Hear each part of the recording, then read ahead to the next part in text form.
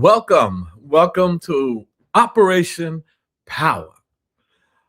I feel so lonely today. This is the first time I'll be doing this program without my queen, Inz Baron. Because of the snow, she's stuck in traffic. Hopefully, she'll get here before the broadcast ends. But my name is Charles Barron, and every week we're on Black Power Media. We want to thank Brother Kalonji for giving us this opportunity. And we have a very special program today because we had a historic special visit to the honorable, I say highly honorable, Mumia Abu-Jamal. We stayed with him for 5 hours. And we want to share some of that. And we want you to hear him in his own words. And we'll give you some background on Mumia.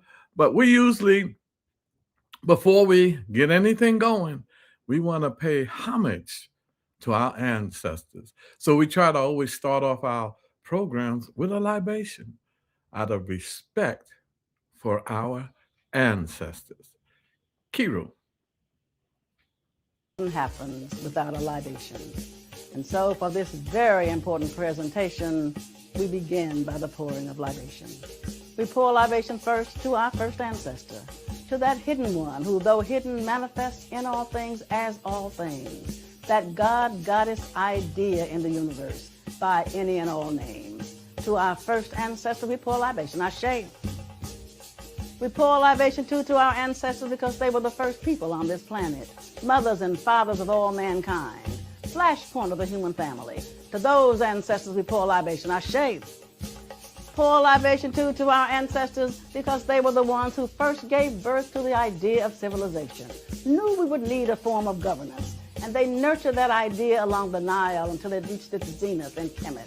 There they built these gigantic monuments as evidence of that great civilization, and they carved instructions on the walls of temples and tombs for us, so we would never forget. To those ancestors we pour libation, Ashe. Pour libation too to our ancestors because over time they put together all the tenets of civilization and they took those ideas and left the continent. They were the people of the first Exodus. They left Africa and went all over the world and peopled the world. To those ancestors we pour libation, Ashe.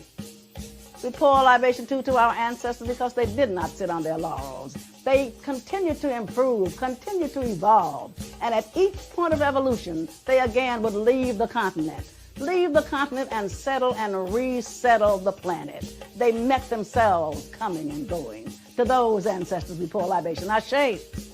Pour libation too to those ancestors because over time, they found themselves the object of a forced exodus when they were kidnapped, shackled, cargoed, shipped out of Africa and enslaved in diasporas around the world. To those ancestors, we pour libation, Ashe. Pour libation too to the ancestors left at home, the very young, the aged, the infirm, left to reinvent themselves, depleted of us, human resources. But they were enjoined by us in the diasporas, both objects of a global myopia that ruptured the soul of a people as it ravaged a continent. To those ancestors we pour libation, Ashe. Pour libation too to those ancestors because over time they began to remember who and what they were. Because no matter where they had been dropped off, they still retained bits and pieces of who and what they were. They retained that African core that described them. They began to remember bits and pieces of a song. They began to remember lines from a rhythm. They began to remember dances that they did in ancient times. They began to remember those ancient drum beats that they now beat out on bare skin. And so to those ancestors we pour libation, Ashe. Pour libation too to them because they then began to teach each other. They began to resurrect and reconstruct that history and that culture. They became the new Africans wherever they were. They became the new teachers, preachers, archaeologists, the new singers, dancers, the new drummers, the new Jaliyah. They reconstructed that history and our culture and became new Africans everywhere. So to those ancestors we pour libation, Ashe.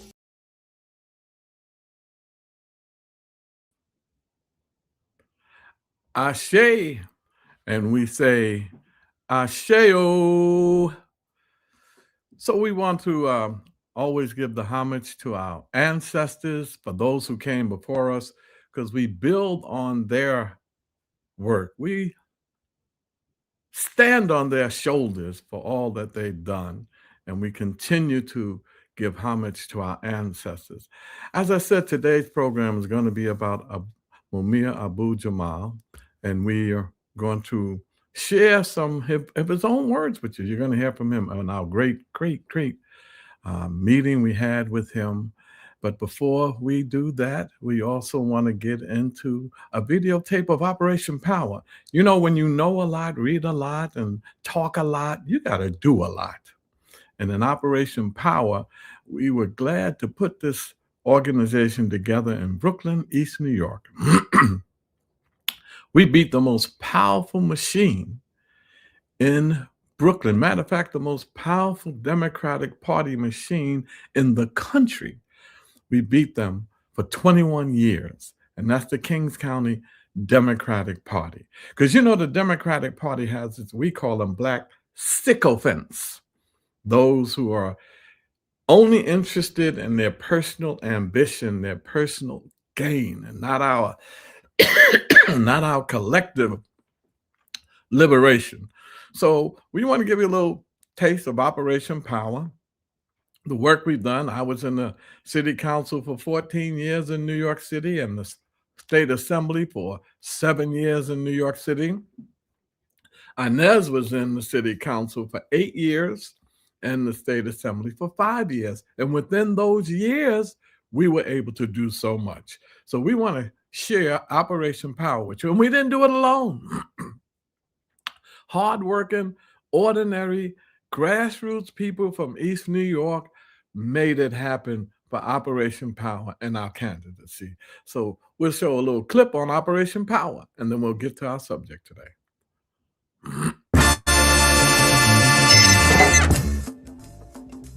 Operation Power stands for people organizing and working for empowerment and respect. Operation Power is a grassroots social justice organization founded by local community stakeholders, which includes activists, organizers, and leaders who understand that the system as it is currently structured is destroying us and our communities. The system, the capitalist system, one that promotes human greed over human need, one that promotes profit over people, needs to be dismantled. These local community organizers recognize capitalism needs to be destroyed and replaced with socialism. Operation Power was founded in 1997 with the understanding that uprooting capitalism needs to begin locally. Operation Power understood that our communities are the perfect vehicle to dismantle this parasitic capitalist system brick by brick, and the economic, political, and cultural institutions and other systems in place in our local community infrastructure. Whether it's the local school board, community board, city council, state assembly, all represents mechanisms to control the destiny of our people. In 1997, Operation Power launched the campaign Charles Baron for City Council that would lead to over 20 years of radical changes in the East New York community. These changes included over 20,000 units of housing affordable to our community, 3 $88 million schools, over $110 million secured and allocated for community parks, millions secured for library upgrades, and another $42 million for the construction of a new library. Cultural programs such as the Juneteenth celebration, Kwanzaa programs, and reinterment of Sankofa Park, securing thousands of jobs for local residents. We've secured political seats that include city council seat, state assembly seat, state committee person, male and female district leader, chair of the local community board members, campaigning and getting a judge from the community elected, county committee seats, block association presidents, tenant presidents, and much more. And all this was done while being Black radicals. We are Black radicals, which means getting to the root causes of the problems challenging our community. We need to get to the root and not lose ourselves battling the symptoms of this vicious capitalist system, because we know revolution is the solution. Operation Power believes in Black power for Black people. Black power is still needed and still relevant. Operation Power believes that Black radicalism is the only position we can afford to take. Getting to the root of our problem for revolutionary change. Operation Power believes in community control for Black people as the only way to get to self-determination and liberation. That's Operation Power, and we are so blessed and honored to meet some of the most dedicated people you ever would want to meet in East New York, Brooklyn, that makes up our organization, Operation Power. Well, you know, we say power is the great equalizer. We say truth. You must speak truth. The truth will set you free. And we say this each and every week because we believe that. And so a political prisoner, a prisoner of war, are those brothers and sisters who put their lives on the line for us, and who some died in the clutches, in the dungeons of the pigs of the power structure, and some had the ability to get out. And, you know, they try to, after we fight and demonstrate and scream and holler, then they'll wait till you're just about one foot in the grave before they'll let you out. So many they have done that with.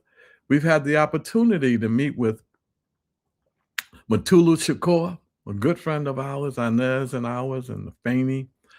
Mutulu was so kind to meet with us while we were in Atlanta, and my son Jawanza, while we met with him for about 2-3 hours with Mutulu. I had a great relationship with Sekou Odinga, and we surely miss him.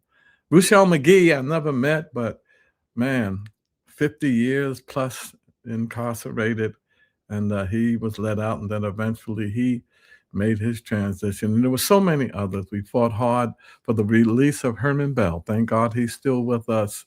And for the release of Seth Hayes, and shortly after that, he made his transition.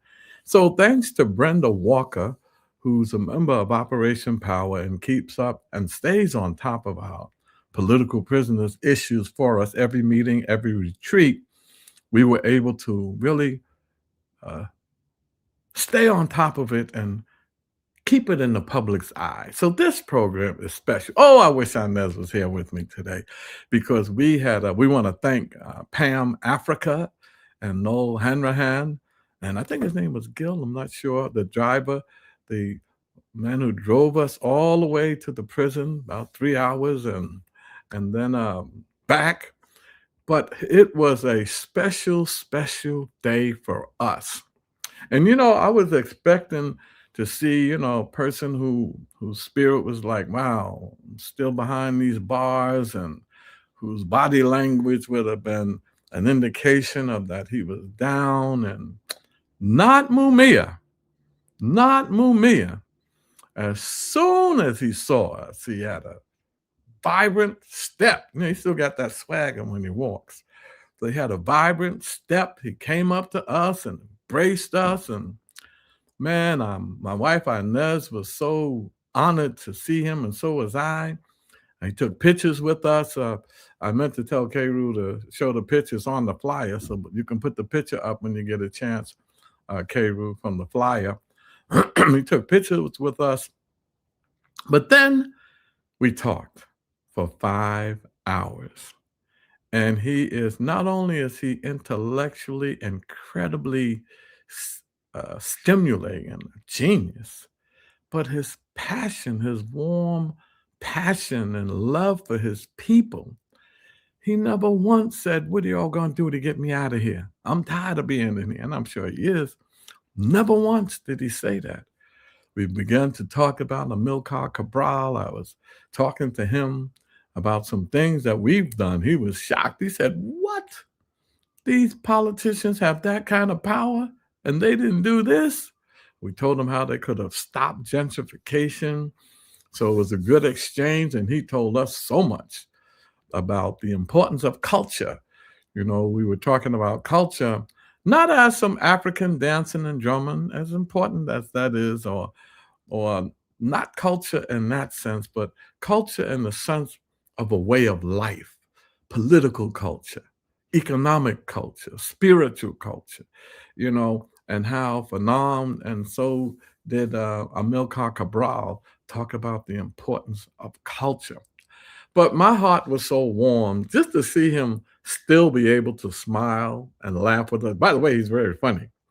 He still has a sense of humor with him, and just to see him joke around with us, and oh man, it was such a warming of my heart, and it was such a satisfying day for us that we were able to see him like that, and he stayed that way for 5 hours talking about everything. So what I want to do is I want to play some of his tapes so that you see the brilliance of his mind. You know, he's been in jail for over 40 years now. I think 30 of those years was on death row. Because of our movements and putting pressure on the system, we were able to get him off death row, but he still has health challenges. He was blind in both of his eyes for a minute there. Now he can see out of one eye. He had an operation, and he still has so much more care. So before we go off, we want to really be able to put up how you can send contributions and care for Mumia, because he's just a special, special brother. Energy for days. I mean, he had good energy, and it was an unforgettable moment in my life. I've done a lot of things. I'm 75 years old now, and I've experienced so many things in the movement, but this tops it all.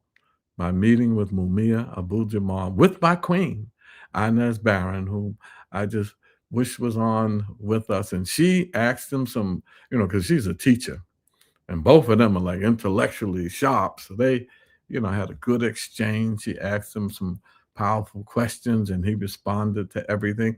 Quite on top of stuff that's happening, as you'll hear in some of the tapes of his that we're going to play in a minute.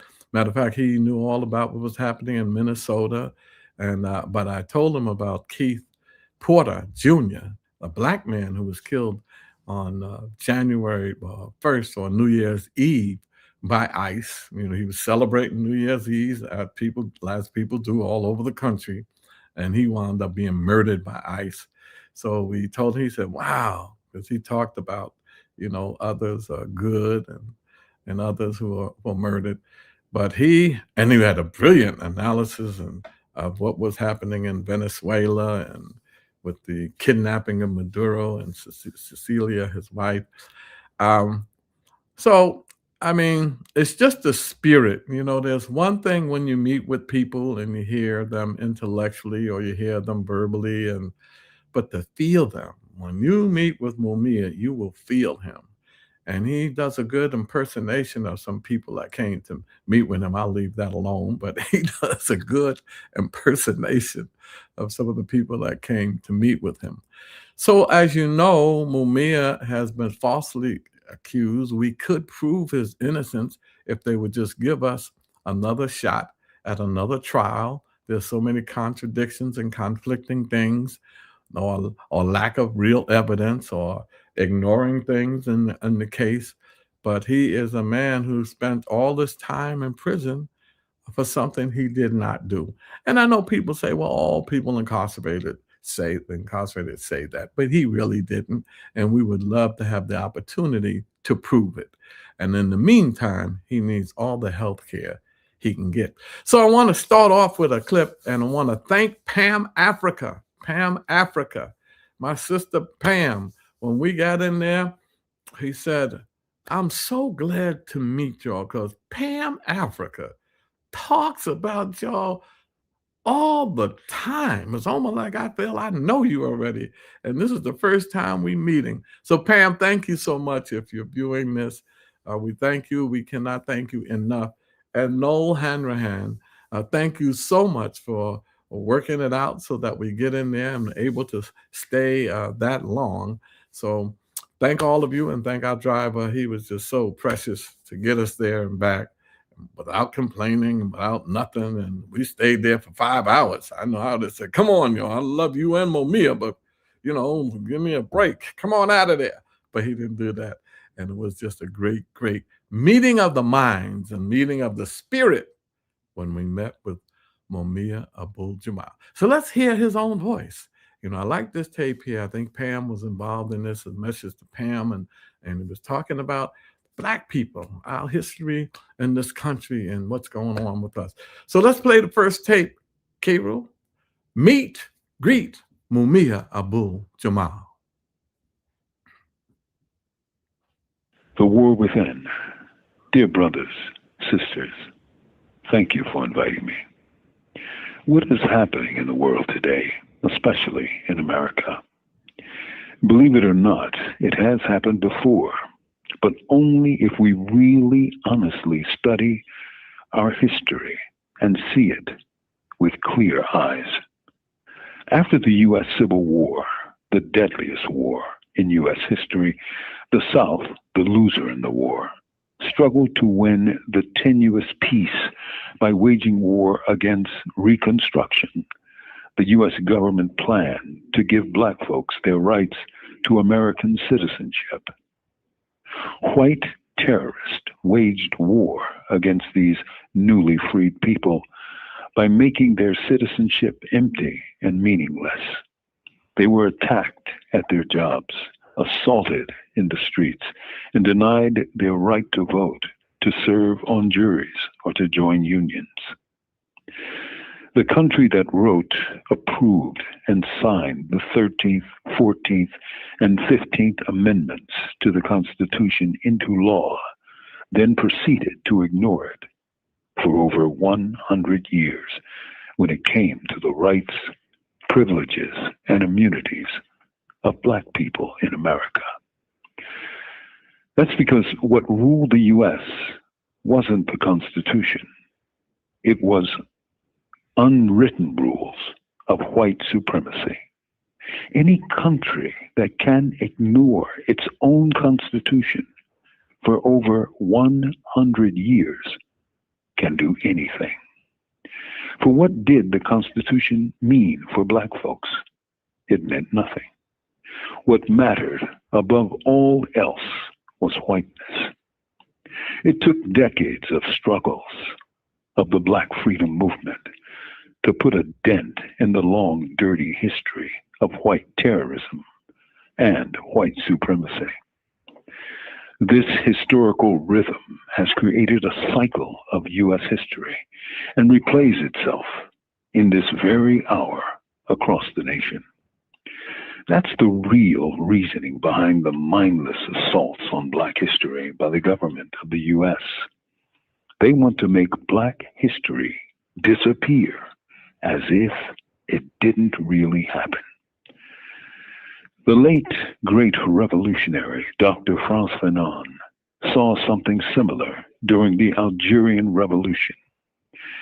Fanon, speaking of the intentions of the French colonialists, wrote in his classic work, Wretched of the Earth, the following: colonialism is not satisfied with snaring the people in a net or of draining the colonized brain of any form or substance.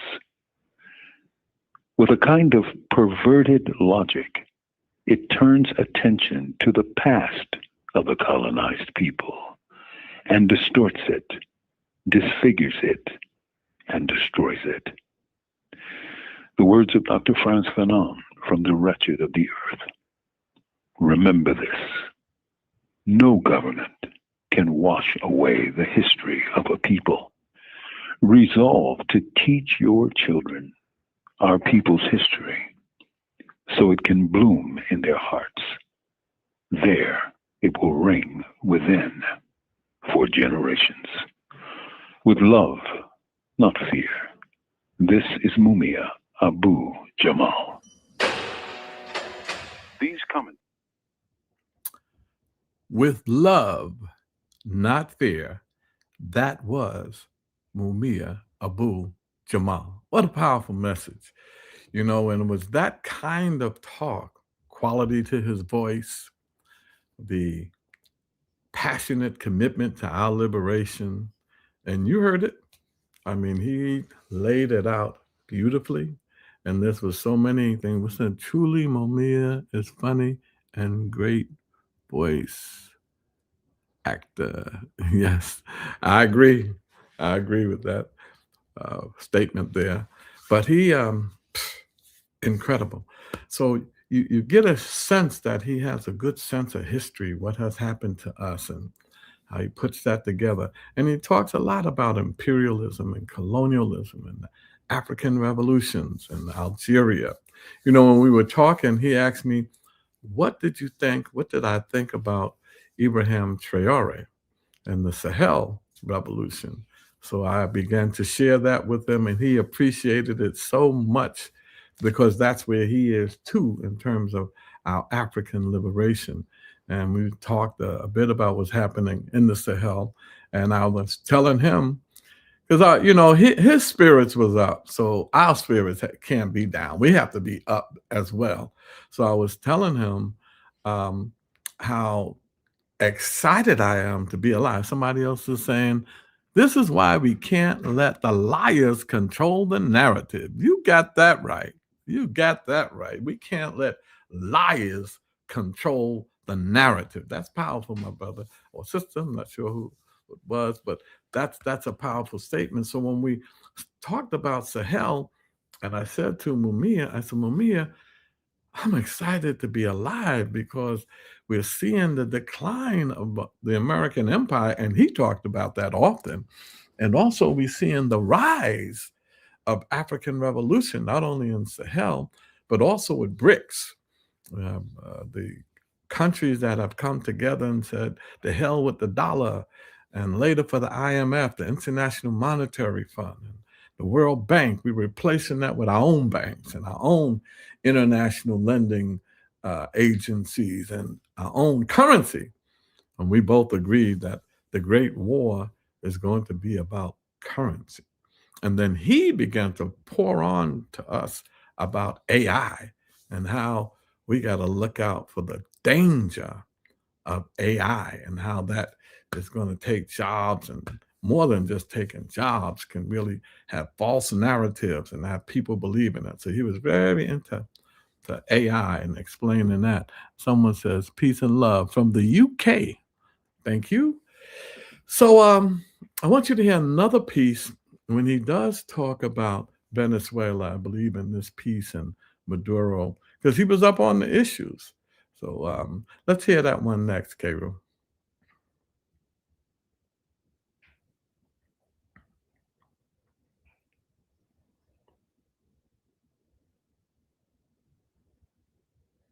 Return to the colonial mean. As I began contemplating events in search of a subject for the Luxembourg Conference, day broke on the weekend with news of the U.S. kidnapping of Venezuela's president, Nicolás Maduro, and his wife, Celia Flores, removing them from their home and their country. It put me in mind of the Monroe Doctrine and the long, brutal history of U.S. imperialism, when America removed Latin American leaders like chess pieces, only to replace them with compliant puppets, the better to exploit their natural resources. We tend to think of colonialism and imperialism as simply economic systems, ever present, almost natural in their ubiquity. That's because They seem normal to us because of that feature. But there was nothing normal nor natural about either colonialism or imperialism. That's because neither are neutral economic systems. They are systems of extraction and predation. They are also systems of extreme violence to obtain raw materials from the colonies, which are themselves systems of repression designed to steal labor and the life forces of the oppressed. Who can deny that the U.S.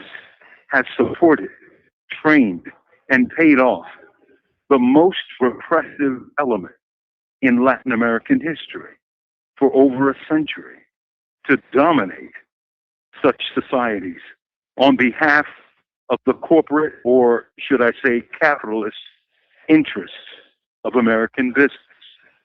What is America's interest? It's simple.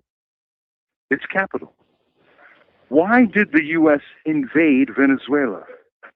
For its vast oil reserve. That rot about drugs was nothing but a pretext. Remember the weapons of mass destruction that the U.S. used to justify war in Iraq? A pretext. That's because colonialism, neo-colonialism, and its adjunct, imperialism, are but systems of predation and systems of repression. They're but systems built on capital acquisition, as in how to get more and more money. And that's just what we see in Venezuela. We're looking at a stick-up, courtesy of the U.S. military. All you need to do is see what you're seeing. To my friends at the Luxembourg Conference, I wish you love, not fear. Hier spreekt Mumia Abu-Jamal. Thank you. These commentaries are recorded by Prison Radio. Does this sound like a man who's been on death row for 30 years? A man who's been imprisoned over 40 years? A man who was beaten and left for death? A man who's behind in the clutches of the colonial pigs of the power structure? Does this sound like a man defeated? Not at all. Listen, not only hear his words, feel his spirit. Listen to the power of his voice. Oh, man. You know, it's incredible. You know, some of us who are out here, you know, they say that those incarcerated are in minimum security, and those are out here, we're in maximum security because our communities are neo-colonial communities of a colonial capitalist system. Domestic colonies, that's what I was looking for. Domestic colonies. I have somebody else who's saying something here. Let me see if I can say this. So amazing how behind bars, Mumia stays on point. That's right. About current issues while connecting dots with history better than most not incarcerated. He proves that you can imprison his body, but not his mind. So true, so true, so true. I think no truer words have been said than that. And that's just how I felt. I said, man, I forgot he was in prison for a minute. That's the way he was talking. It was like he was free. Because, you know, as Fred Hampton said, you can kill a revolutionary, but you can't kill the revolution. That you can jail the dreamer, but you can't jail the dream. And his spirit is free. See, once you get over the fear of death, and that doesn't mean don't be afraid to die, because, you know, we're all going to die. And I don't think there's too many people that are not afraid of it at all. But it doesn't control you. It doesn't determine, you know, your outlook on life. It doesn't determine how you're going to feel, your spirit, how you wake up each morning. I wake up each morning ready to rumble no matter what. And so his spirit is far from being imprisoned. And as you can feel it when he's talking, and then the information he's still giving us, like the writer said, that people who are not incarcerated don't even have that much information or that much kind of conviction. So I have some good news, and I'm going to let her interject here right away, but my queen has arrived, and now I can step aside here a little bit. And there she is. Now, get me adjusted here. Get adjusted. Now I feel better. Welcome, welcome. So glad that I'm able to join you. Mm-hmm. We've had some bad snow and it just threw everything out of kilter. Things are taking 3 times longer, but I'm here now. And I did listen to the earlier part of the podcast when I was able to. And we just had an exciting time. Mm-hmm. We had an exciting time. Brother Mumia's spirit, his determination, his commitment to our people and to the struggle have not waned. He's been involved since he was a teenager. He joined the Black Panther Party when he was, I think, 14. He had a very conscious high school teacher who introduced him to much of the African culture. And he's been that way, committed ever since. He's been committed. He's been a writer, a journalist. He's been able to be a talk show host on radios. I came away from our meeting with him with a couple of really important gems that he shared with us. The first one that I can recall was when he talked about communalism. He talked about the fact that we are common people. We have that African value system. We are involved in each other's lives in a positive way. And it's that communal spirit that's going to be able to keep us moving forward and to get us to be able to overcome the obstacles. He talked about communalism. Another high point that he raised that I can recall was he talked about culture. And I heard Charles talk about that a little before. He talked about how important our culture is and that it was a sign that other nations were going to lose their level of performance when they embrace the American culture, McDonald's and all of that, and absorb that into their culture. So he talked about the importance and the symbolism of culture and how it defines a people. And when you give up your own ethnic values and embrace some another entity's values, that's a sign of the decline also. Another important point that he raised that stuck with me was we have got to be responsible for our learning. Those of us who know have got to teach, particularly focusing on our young people. We've got to get our young people involved, get our young people working, getting our young people to understand our history because they don't know it. And it's up to us. We can't expect that the enemy is going to, first of all, acknowledge our history, and second of all, try to teach it to our children in a positive manner. So those were some of the highlights: the communalism, culture, teaching our children, and being sure that we continue to learn. Visits with Mumia is like being in the living room of a dear elder loved one. Hours fly, excuse me, and you do not notice it. It was just amazing.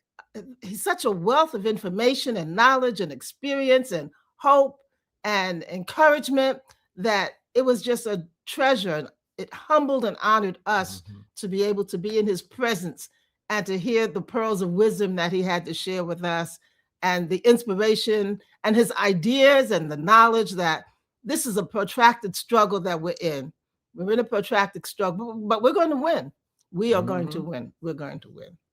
Right. And, you know, I really appreciated us keeping him out for 5 hours. At least he didn't have to be back there in his cell. He got a chance to be with us and some people and talk. So, and he was really excited that Inez was a teacher.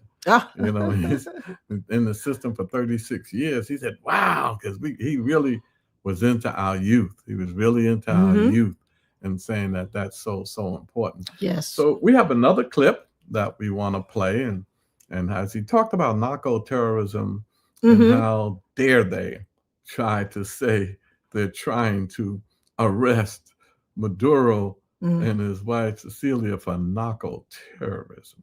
Really? Check it out.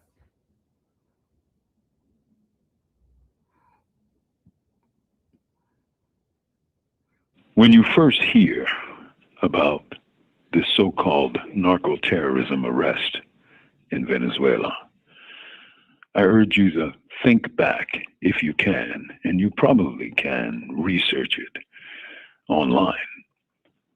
Think of a name, Gary Webb of the Mercury News.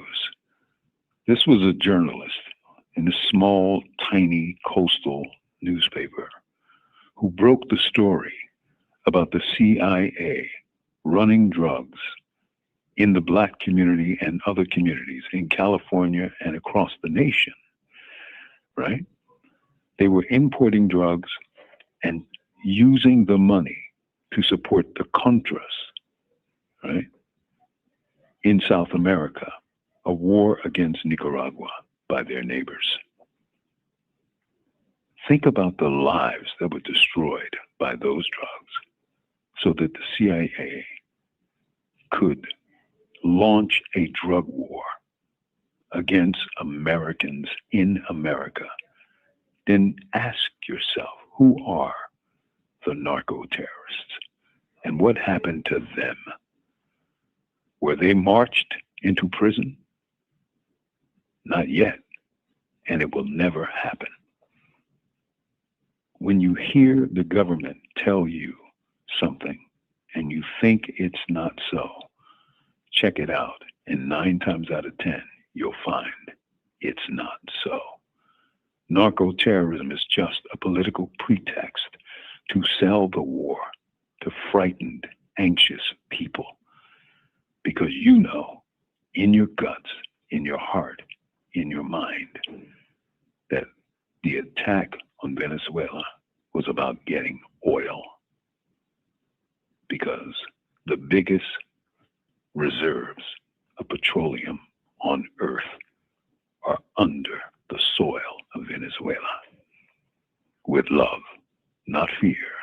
This is Mumia Abu-Jamal. You see, when you talk about narco-terrorism, it's interesting how American imperialism works, how colonialism works. They find some false pretext in order to invade. Remember, Vietnam, got to stop communism from spreading. Most Americans don't even know how to spell the word communism, don't even know what capitalism means. So it was all stop communism, stop communism. And then when they ran that for a long time, it was stop terrorism. We got to stop terrorists. So it's interesting here in the United States, one American president's so-called terrorist is another president's freedom fighter. When Ronald Reagan said that Osama bin Laden and the Taliban was Afghani freedom fighters when Russia was in Afghanistan. But then when the United States wanted to get in and they started fighting against the United States, then they become the #1 world terrorists. So now they're talking about stopping drugs. Of all places, America. And you know, the boats that they were bombing in the waters of Nicaragua, those boats could never make it to America if they did have drugs on them, and they didn't. Murdering people. And then now that drug that they're supposed to be stopping from coming into America, Venezuela didn't even produce. So here you have it. Could you put that back up again, K-Rule, so we can read the commentary? Uhuru, thanks for keeping the revolution on the airwaves. Black is back. All right, now, that's what we intend to do. That's our job. We're not radio personalities. We radio revolutionaries. The strength of his spirit encourages us to bypass the distractions and go to work. That's right. That's so true. You know, we've got to do our part.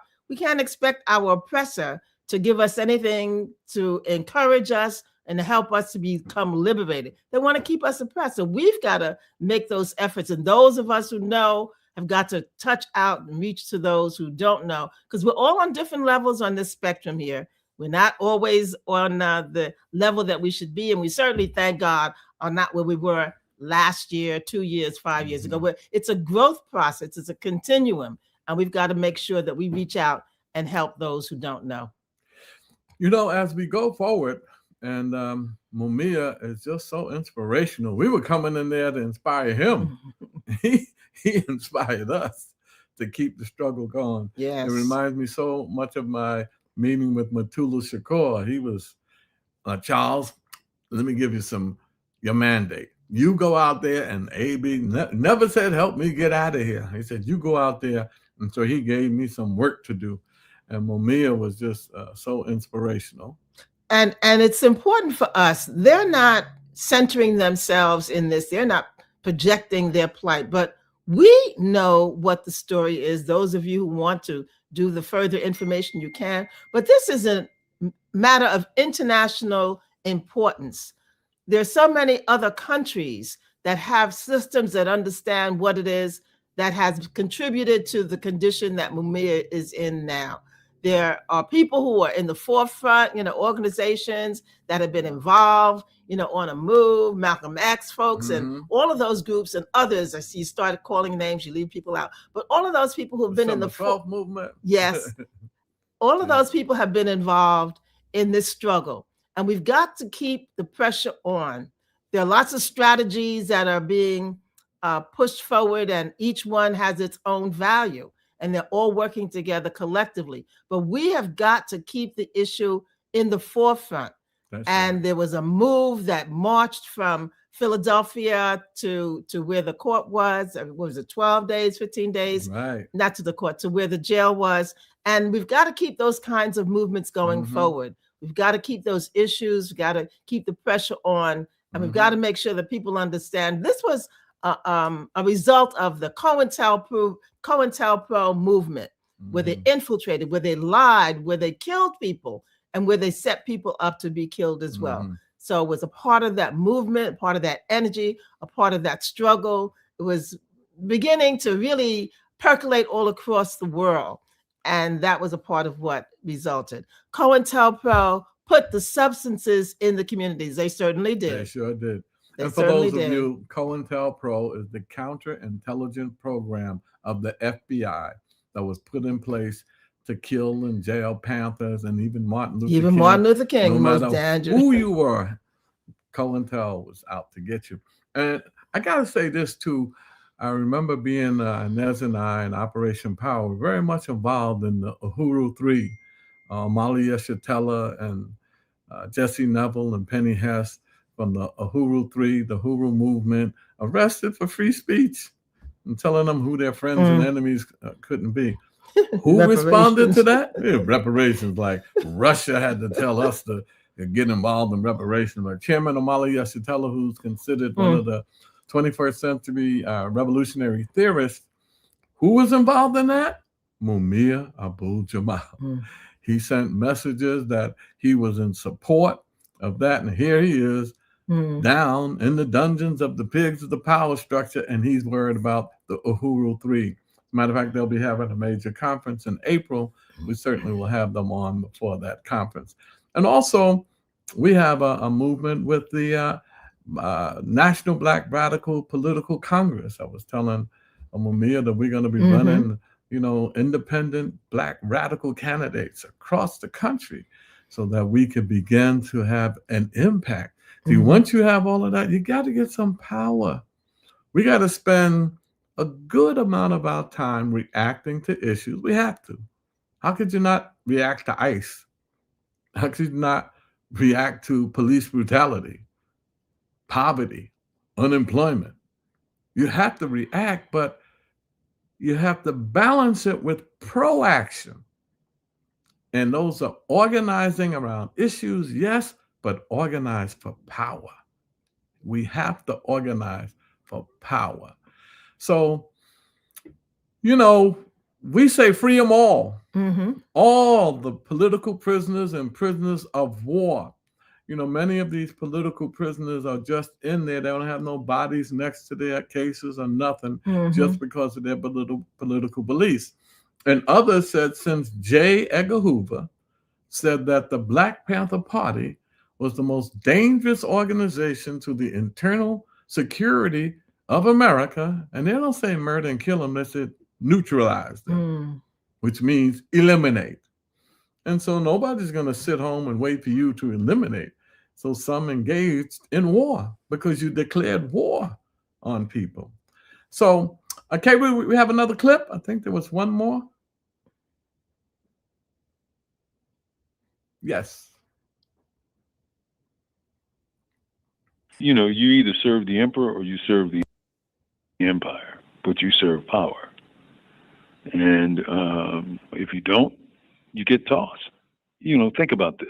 Into the Buzzsaw. That was one of the best books I ever read about journalism because it was real cases of real journalists all across the nation who found out stuff and tried to report it and, you know, collided with the economic and class interests of the bosses. These are the stories that were not told, you know. And the average media right now is talking about, you know, narco-terrorism and all that. How hard was it for Gary Webb at Mercury News, a small little newspaper, to tell the story about the CIA working to bring drugs in, flood Black communities in California and across the country? He got battered by the big newspapers. Then he got battered by the state, right? A Pulitzer-winning journalist, and he could not find a job because Mercury deep-sixed them and bounced them. Come on, man. Come on. And he was telling a story, a true story, about what the empire does. But here's the point. This is a country that pushed drugs into the community and destroyed the lives of millions of people, talking about narco-terrorism, talking about drugs and stopping drugs. And here's the other side of that. Let's say they stop every drug from leaving Venezuela. What's going to happen to the price of drugs here in America? They're going to go up because people in this country are addicted to drugs, and generations have fought for years in a drug war that they've lost with love, not fear. This is Mumia Abu-Jamal. You heard him, with love, not fear. That was Mumia Abu-Jamal. Well, we've come to the end of our podcast. And, you know, we're going to do this again because we're going to visit him again. And even if we don't go right away, we're going to bring it back because there's so much more that can be said about Mumia Abu-Jamal. Probably need to go over the history of the case and all of that.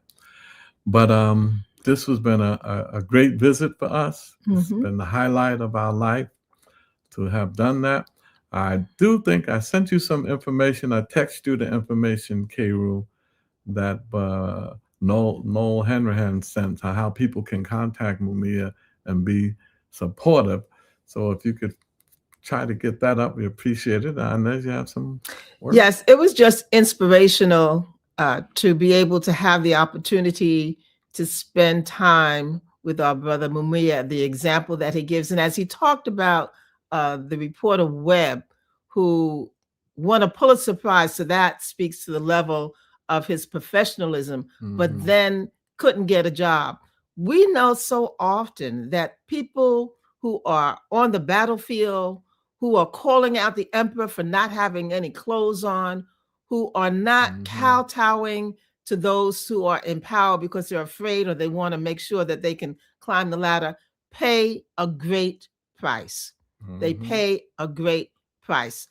Think back to Muhammad Ali. He paid a great price. And those are the kinds of people that I admire and look up to, that they know something, they see an injustice, they know something's wrong, and they're going to speak on it, even though their own personal fortunes and welfare and lives are at stake. So we just want to ask you to remember Brother Mumia, send words of encouragement. And I think we have the information here. Smart communications, get your cameras, take a picture of it so you can see it. That's the information for how you can reach out and contact him, send him correspondence. And I guess we can also find out information about putting money in this commissary. If we don't have that now, we'll be able to get it in the future. But people who paid great sacrifices, whether it's the ultimate sacrifice of their lives or other levels of sacrifice, time away, time not with their families and their loved ones, not seeing the day-to-day growth and the maturity of their own children, and not having that daily interaction with loved ones because you're not in their presence. Those are huge sacrifices. And those who are in those positions who have made that, we honor them, we thank them, and we look at their model for our lives. And someone had said, we've got to do more because we have a whole 24 hours that we can construct, that we can construct in our own manner. And then we're not limited or constricted and told you got to do this at this time. So there's so much more that we can try to plan to do with our lives and with each day on a day-to-day basis. But it was a great honor. It was a great inspiration to be able to spend that time with our brother Mumia. And we look forward to being able to go again in the future and report back to you as well. But it was a great lift for me, great inspiration. And Mumia said so much. Okay. To put money on Mumia's commissary, go to, write it down or take a picture with your phone, https://www.jpay.com/home.aspx. Thank you. Well, in closing, we want to say that Mumia is focusing on culture. He's focusing on culture and he's focusing on France Fanon. And you know why that's important? Because I think of even sports. Remember we had John Carlos and Tommy Smith in 1968 at the Olympics, the fist that they put up. Do you know that almost destroyed their lives? I know eventually John Carlos's wife committed suicide and all of that because they put a fist up at the flag at the Olympics and called out America internationally. Well, how do we go from that to all these athletes now wrapping the American flag around them, running around there proud to be Americans, not saying anything political? Colin Kaepernick, he was the only one that what did he do? He didn't say, pick up a gun and do anything. He just got on his knees for the national anthem and he was at a football. So don't be afraid. Don't be afraid. You have to have the power of love of your people to overcome your fear of your oppressor. And that's what Mumia Abu-Jamal does for us. So Mumia, we love you. Love you. We will see you again. And as we say there we go. That's the picture we took with him when we went to visit him. He was so pleased to take the picture with us and stayed with us for 5 hours. And we just say, Mumia, we need to free Mumia. Yes. He needs to be out here teaching in our universities and teaching in our community centers. Free Mumia, free them all. So until next week, we say, power is the great equalizer, and the truth shall set you free. Black power. Black power.